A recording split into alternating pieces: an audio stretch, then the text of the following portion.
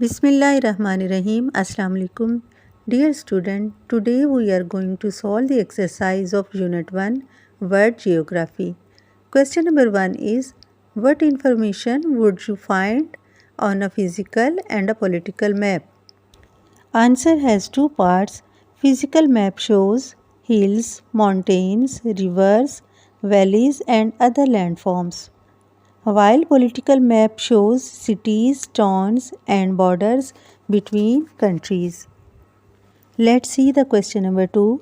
Differentiate between meridians of longitude and parallels of latitude. Answer is, vertical lines drawn from north to south poles are called meridians of longitude.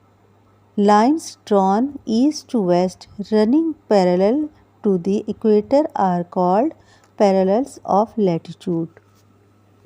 Now we are moving to question number 3.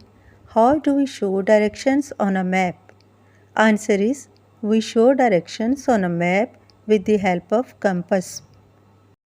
Question 4 is, how can we find a place on a map?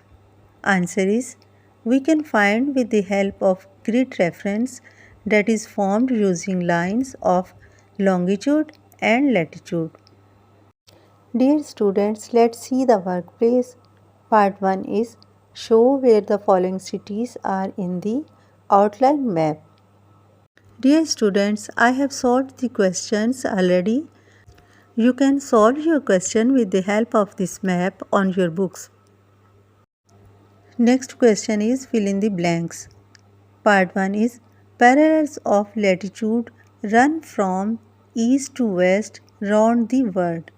Second is, the 0-degree meridian passes through a place called Greenwich in London. The scale on a map shows us distance and sizes. Let's see the part 4.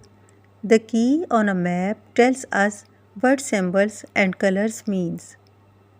Next and last one is, the 180-degree meridians is exactly opposite the 0-degree meridians.